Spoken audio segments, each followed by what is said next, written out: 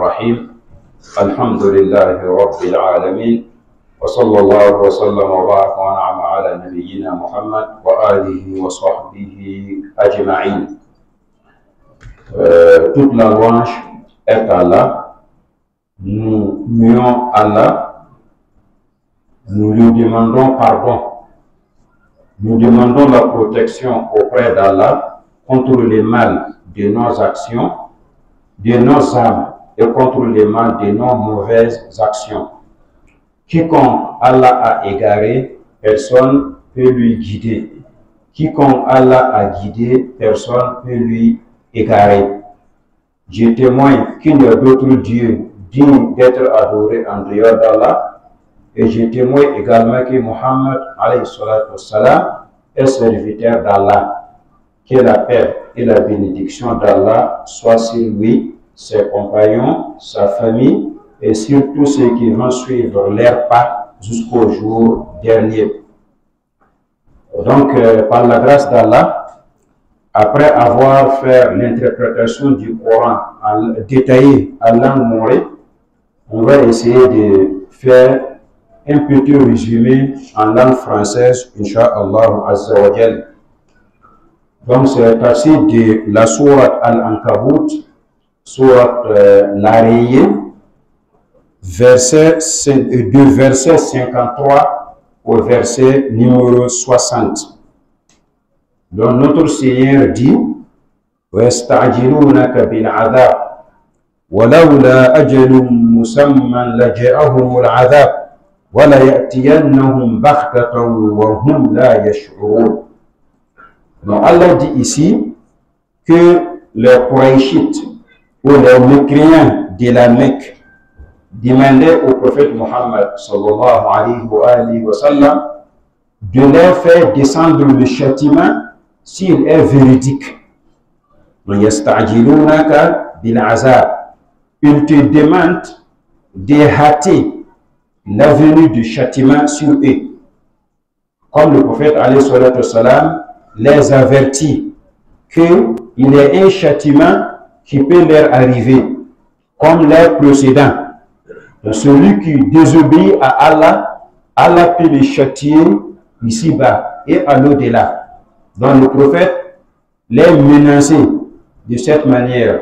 Donc, ils disent maintenant, si c'est vrai que Dieu t'a envoyé, si c'est vrai qu'il y a un châtiment qui nous attend, si c'est vrai que tu es un messager d'Allah, donc il faut nous faire descendre ce châtiment. Et Allah dit وَلَوْلَا أَجَلٌ مُّسَمًّى لَجَاءَهُمُ الْعَذَابُ. S'il n'y a un terme fixé, Allah lui fera descendre le châtiment contre eux. Mais il trouve que Allah a prescrit qu'il y a un terme fixé pour eux pour que la mort leur vienne. Donc ce n'est pas aujourd'hui que Allah va faire descendre le châtiment. Allah dit certainement le châtiment leur viendra sans doute dans un moment où ils ne savent pas. Ils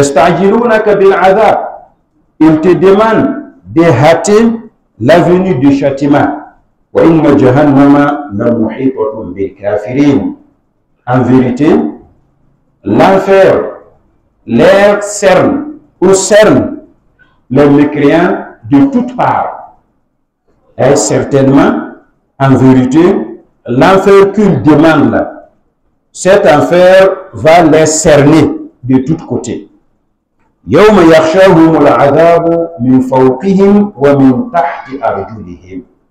Le jour où le châtiment enveloppera les mécréants d'en haut et sous les pieds. Et on leur dit, goûtez le fruit de ce que vous avez fait au monde. Donc aujourd'hui, goûtez les fruits de mauvaises actions que vous avez faites. Après cela, Allah va appeler les croyants d'émigrer en laissant le pays où leur religion sera détruite et aller à un autre endroit où ils peuvent pratiquer leur religion. Allah dit, Ya ibadiya alladhina amanu, ô mon serviteur qui croit en Dieu, inna ardi wasi'a.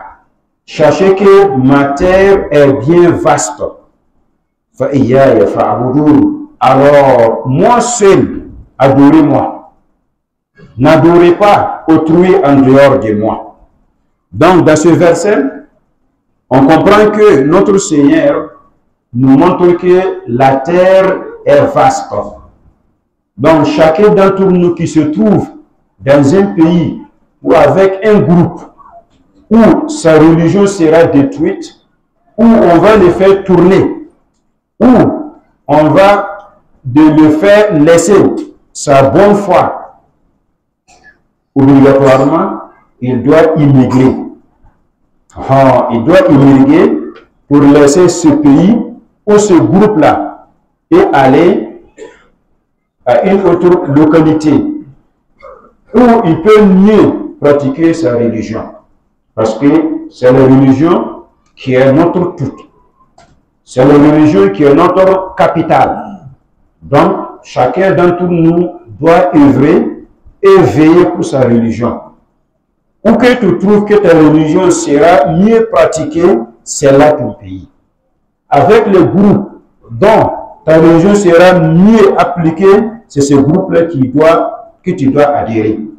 Donc chacun d'entre nous doit immigrer en laissant le pays ou le groupe où il ne peut pas bien pratiquer sa religion.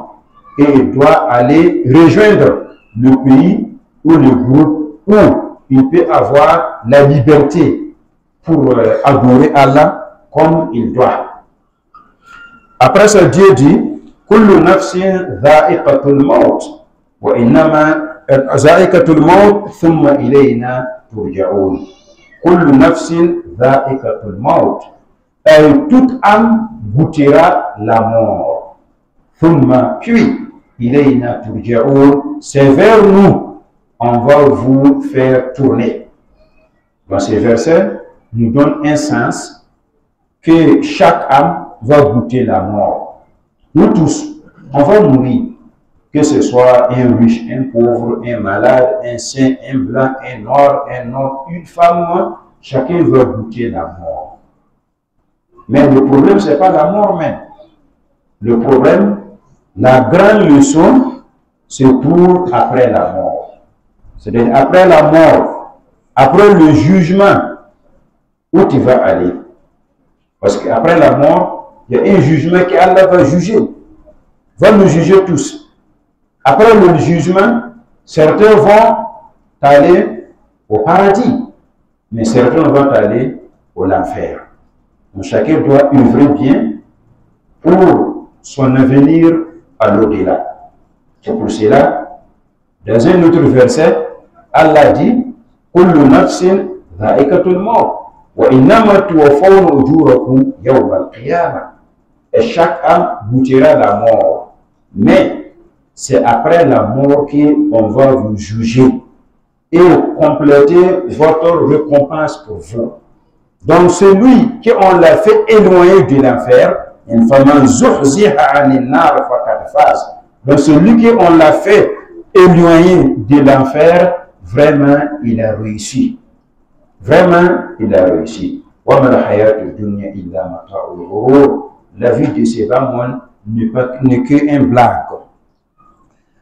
Donc, et après la mort, c'est vers Allah seul qu'on va faire retourner tous les êtres vivants. Ceux qui ont cru et accomplissent des bonnes œuvres, nous allons les installer dans le paradis, dans des étages sous lesquels coulent des ruisseaux. Ils vont y demeurer éternellement. Quelle bonne part pour ceux qui font des bonnes œuvres. Dans ce verset, on prend quelques leçons. La première leçon, c'est la bonne œuvre. Parce que Dieu dit ici, et ceux qui croient et qui accomplissent les bonnes œuvres. Les ulama nous montrent ici que bonne œuvre, c'est l'œuvre qui a deux conditions. C'est-à-dire la prière, le jeûne, l'aumône obligatoire, le pèlerinage, etc. Donc les actes d'adoration, on ne peut pas les classer, on ne peut pas les qualifier comme bonne œuvre, sauf si on voit deux conditions. La première condition, c'est la sincérité. Et la deuxième, c'est le fait de suivre le prophète alayhi salatu wassalam. Celui qui nous montre que celui qui fait un acte d'adoration avec sincérité, c'est-à-dire avec cœur pur, il cherche la face d'Allah seulement. Il s'est détaché de toute forme de l'association. Après ça, ils suivent les pas du prophète Mohammed alayhi salatu wassalam. Donc, son œuvre sera une œuvre bonne, amalun salih. Donc, chacun d'entre nous doit regarder bien.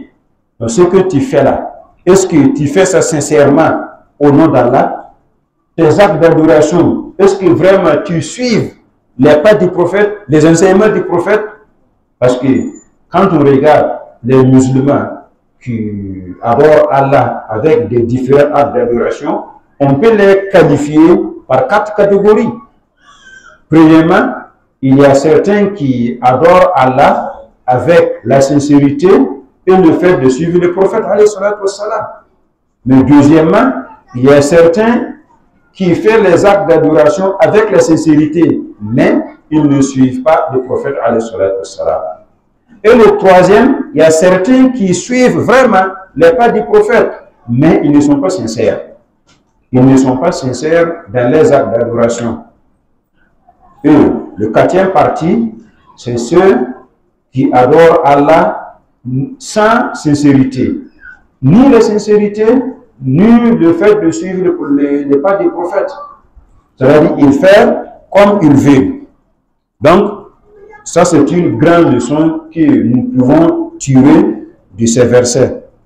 Comme deuxième leçon, Allah dit Khalidina fiha. C'est-à-dire les gens du paradis vont demeurer le paradis éternellement, sans la mort, sans que leur bien finisse.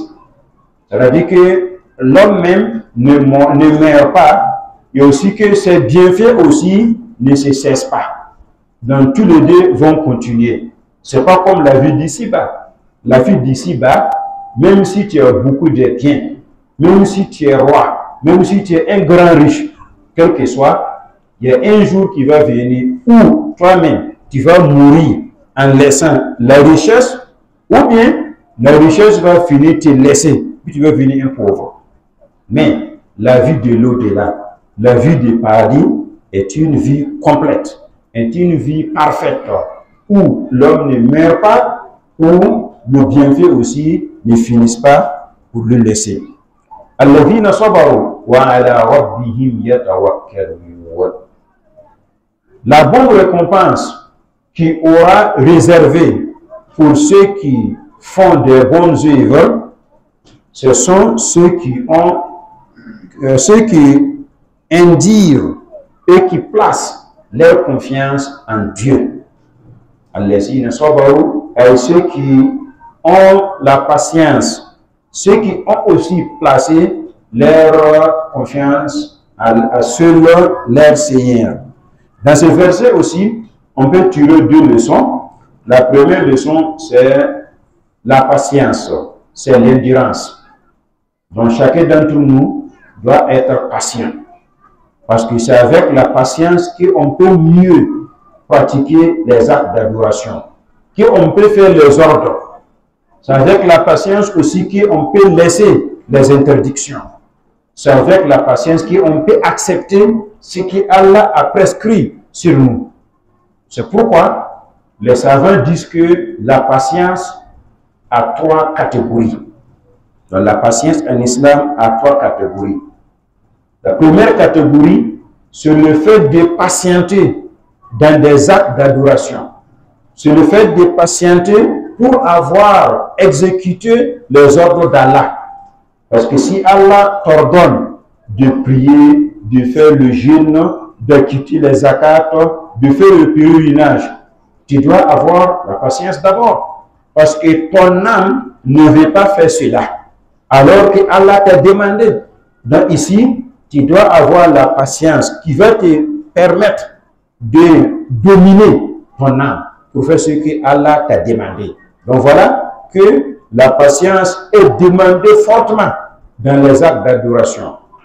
Deuxièmement, c'est la patience pour laisser les interdictions d'Allah. Allah nous a interdit beaucoup de choses qui sont des mots. Donc tu ne peux pas laisser ou délaisser ce qu'Allah a interdit sans avoir la patience. Parce que Allah a fait dans une manière que l'âme aime tout ce qui est interdit. L'âme de l'être humain aime beaucoup ce qui est interdit. Donc on ne peut pas laisser l'interdiction sans avoir la patience. Sans avoir la patience. Troisièmement, maintenant, c'est le fait d'avoir la patience sur les prescriptions d'Allah sur toi. Si Allah a prescrit que tu seras riche ou pauvre, tu seras grand ou petit, bon, tu auras des biens ou des mal. Donc tu dois patienter pour accepter ce que Allah a fait pour toi. Donc voilà comment la patience est une chose demandée fortement. Le prophète dit, alayhi salatu wassalam, il n'y a aucune chose mieux et plus bonne que la patience. Il y a beaucoup de choses qu'Allah t'a donné, mais parmi ce que Allah t'a donné, le meilleur, c'est la patience. Donc la deuxième leçon dans ce verset, c'est le fait de placer sa confiance en Dieu. Wa ala rabbihim yatawakkalun. Et tawakkul là, on a deux sens de tawakkul. Il y a le sens normal et il y a le sens anormal. Dans le sens normal de tawakkul, c'est le fait de placer ta confiance sur Dieu. Après ça, tu prends les moyens pour chercher. Par exemple, celui qui veut le savoir, par exemple, il place sa confiance sur Dieu parce que c'est Dieu qui a le savoir qui peut le donner. Et en même temps, il va prendre le chemin pour chercher le savoir. Celui qui veut la santé aussi, il place sa confiance sur son Seigneur et puis il prend le chemin pour chercher un médecin ou médicament. Donc c'est ça qui est le vrai sens du tawakkul. Tu vois la confiance en Dieu et puis tu prends la voie pour chercher. Mais l'autre sens anormal là, c'est que l'homme place sa confiance à Dieu et laisse les moyens, ne prend pas les voies. Ça, c'est pas normal. Vous voyez comment? Donc, on a deux sens pour tawakkul. Donc, pour terminer, Allah dit dans le dernier verset, wa ka'ayyin min dabba la tahmilu rizqaha. Il y a beaucoup de bêtes dans cette terre qui ne se chargent pas de leur nourriture ou de leur subsistance. Mais c'est Allah qui les nourrit et vous. C'est-à-dire il faut avoir confiance en Dieu. Que Dieu va te nourrir. Dieu va te donner ta subsistance. Dieu ne te laisse pas. Tu vois, ces bêtes-là, qui ne peuvent même pas travailler, qui ne peuvent même pas se charger pour chercher la nourriture ou pour garder la nourriture. Mais malgré tout ça, ils ne sont pas en faim. Ils mangent, ils boivent. Ils mangent, ils boivent. Donc toi aussi, avec ta confiance en Dieu et le fait de prendre le chemin là, Allah va te nourrir, Allah va te donner ta subsistance. Wa huwa as-sami'ul 'alim. Allah est parfaitement l'omniscient et l'omnipotent. L'omniscient, ça veut dire que Allah comprend, Allah entend toutes les voix, que ce soit voix en cachette, voix en public. Allah est omniscient, c'est omnipotent, ça veut dire Allah connaît tous. Tout ce que vous faites, Allah connaît. Vous faites du bien, vous faites du mal, Allah connaît tout ça. Et le jour dernier, on va vous présenter vos œuvres. Ce que vous avez fait comme du bien, vous le verrez. Ce que vous avez fait comme du mal aussi, vous le verrez. Donc ça aussi, c'est comme une petite menace pour nous, pour savoir que Allah nous attend bien, Allah nous connaît bien. Mais faites attention beaucoup dans vos paroles et dans vos actes d'adoration. Donc je demande à Allah d'augmenter notre croissance et notre foi et notre savoir. Je demande à Allah belle part d'ici-bas et belle part à l'au-delà. Qu'Allah nous fasse bénéficier mieux le Coran, son savoir et son pratique aussi. Allahumma salli ala Muhammad wa ala ali Muhammad. كما صليت على إبراهيم وعلى آل إبراهيم إنك حميد مجيد اللهم بارك على محمد وعلى آل محمد كما باركت على إبراهيم وعلى آل إبراهيم إنك حميد مجيد وآخر دعوانا أن الحمد لله رب العالمين.